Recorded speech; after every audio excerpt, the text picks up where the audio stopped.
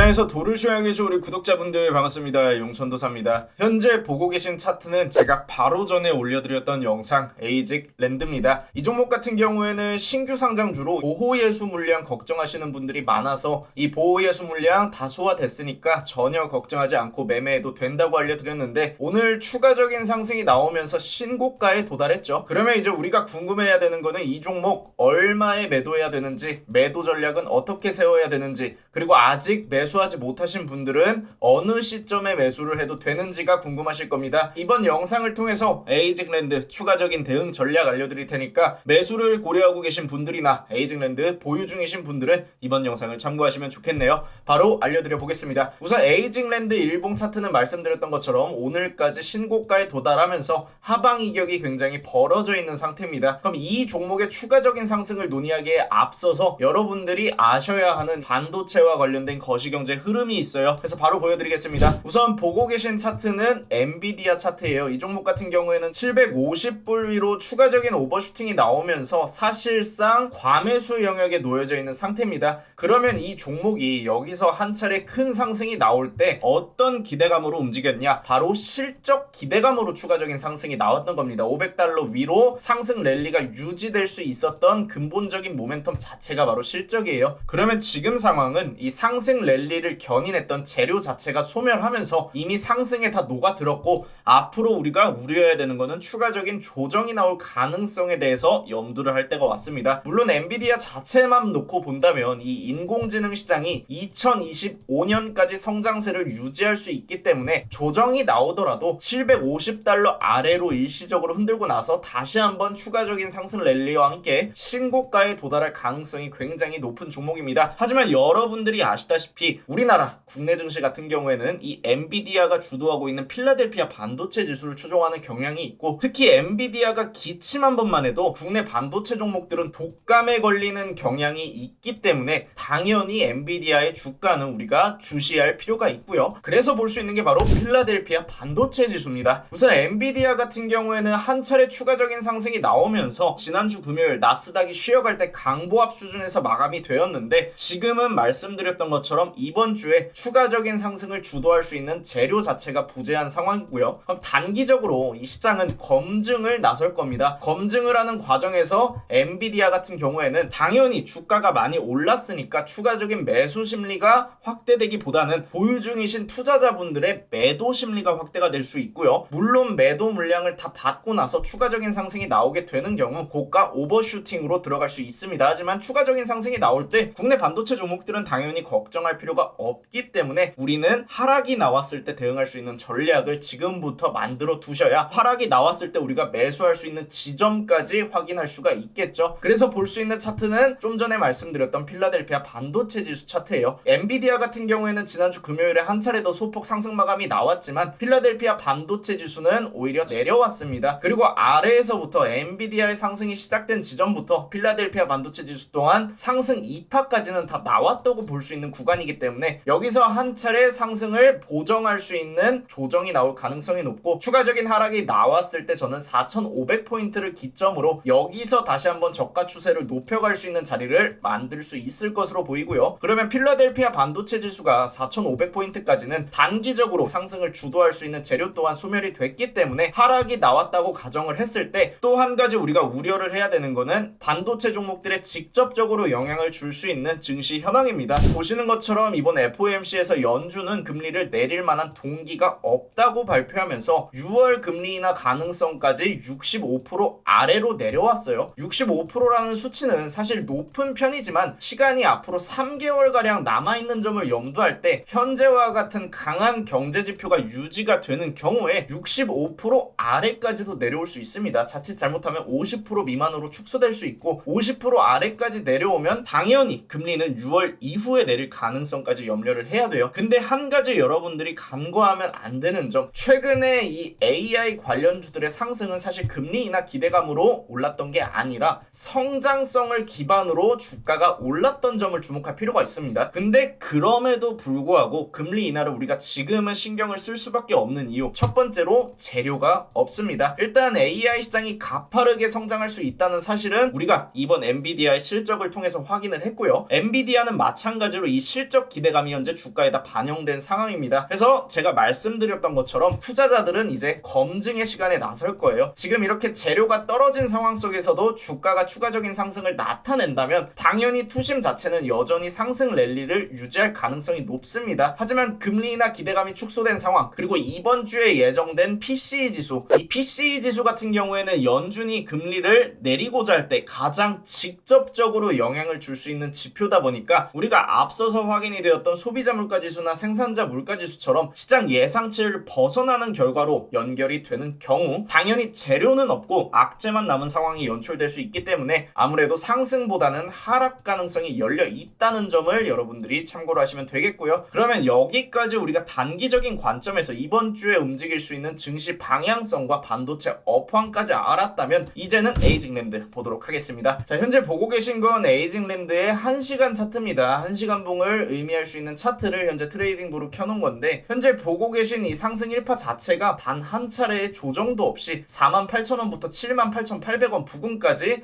상승을 연장시키면서 움직인 모습을 확인할 수가 있어요. 우리가 8만원 상단에서 저항을 받고 내려올 때 주가에 대한 되돌림이 나올 수 있다는 사실과 되돌림을 뒷받침할 수 있는 현재 거시경제 상황, 반도체 업황과 이번 주에 예정되어 있는 증시 일정을 소화하는 과정에서 일시적으로 조정이 나올 가능성이 추가적인 상승보다 높다고 판단을 하면 우리가 가늠할 수 있는 구간은 현재 76,200원부터 72,000원 부근, 이 소파동 구간이 만들어지고 있는 추세를 하나의 박스권으로 놓고 보고 여기서 8만원 위로 올리게 되는 경우에는 이 시세의 엔딩을 의미할 수 있는 피날레성 급등이 나올 가능성이 있습니다. 하지만 거시경제 흐름을 열어놓고 본다면 아무래도 추가적인 오버슈팅보단 조정이 나올 가능성이 높겠죠. 그래도 우리가 만에 하나 급등이 나올 가능성을 놓치지 않고 운영할 수 있는 단 하나의 매도 전략, 이렇게 대응하시면 돼요. 현재 76,200원을 기점으로 72,300원 부근까지 0.786가량을 박스권으로 놓고 볼 때 우리가 이 구간은 소파동을 그려가는 과정에서 그냥 홀딩을 합니다. 이 안에서는 홀딩을 하되 72,300원을 이탈하게 되는 경우에는 가지고 있는 물량 절반을 익절을 하고 다시 한번 0.618 구간에서 0.5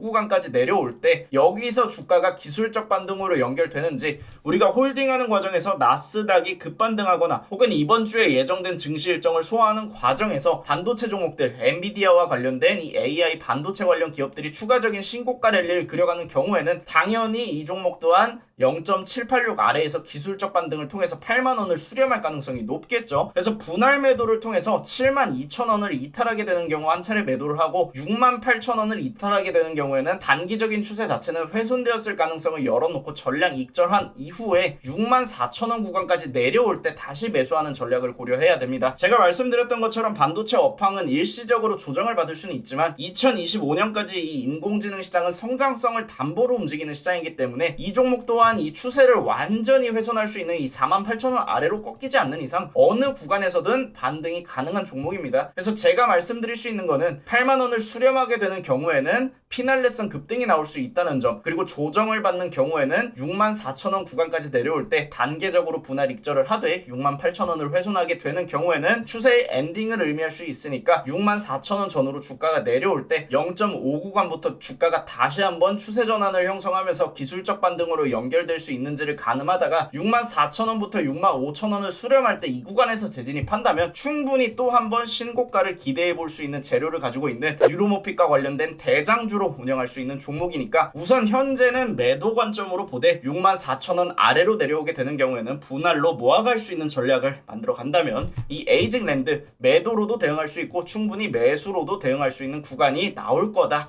이렇게 말씀드릴 수 있을 것 같습니다. 그래서 실제로 보시는 것처럼 저희 무릉도원에서도 현재 에이징랜드의 약 30%가량 수익권에 보유 물량 홀딩하고 있고요. 저희도 마찬가지로 오늘까지 분할 익절 다 해놓고 나서 72,000원 이탈하기 시작하면은 천천히 정리하기 시작할 겁니다. 그리고 64,000원 아래로 내려왔을 때 다시 한번 재진입 구간을 가늠하기 시작할 거고요. 하지만 분봉만 놓고 본다면 현재 피날레성 급등으로 보이진 않지만 추가적인 상승 가능성은 충분히 열려 있습니다. 8만원 위로 올라가게 되는 경우에 급등이 나올 수 있으니까 잔량은 분할 익절을 통해서 추가적인 상승에 대한 여지를 남겨놓고 운영하시는 것을 권장을 드리고요. 아무래도 품절주 형태의 성격까지 띠고 있다 보니까 변동성 자체는 강할 수 있어요. 하지만 현재 대장주라는 점은 변하지 않으니 많으니까 주변 종목까지 검토를 하면서 운영하시는 걸 권장을 드립니다. 그리고 에이징랜드 후속주 또한 바로 내일 진입을 할 예정이에요. 에이징랜드 후속주는 저희가 당연히 장중에 진입을 할 예정이니까 이렇게 이 거래일 보유하고 나서 약 30%가량 수익 낼 수 있는 종목 함께 매매하실 분들은 지금 잠시 위에 번호 띄워드릴 테니까 위에 번호로 문자 남겨주시면 저희 무릉도원 입장하셔서 함께 매매할 수 있을 겁니다. 그리고 저희 무릉도원뿐만이 아니라 저희 라이브 방송에서도 매일같이 수익 내는 종목들, 오늘도 플레이디 약 10%가량 수익 실현에 성공했고 지난주에도 코오롱 모빌리티 그룹 약 7%가량 수익 실현에 성공하면서 손절하는 종목들도 있지만 거의 모든 종목들이 수익으로 마감이 되고 있습니다. 건강한 인사이트부터 제가 알려드리는 종목들에 대한 관점, 그리고 매일 수익 낼 수 있는 종목들까지 함께 하실 분들은 미리 구독, 알람 설정 눌러두셨다가 8시 50분에 진행되는 방송, 생방송으로 진행되니까 참여하시면 많은 도움이 될 수 있을 겁니다. 그럼 오늘 영상 여기서 마무리하고 내일 같은 시간에 만날게요.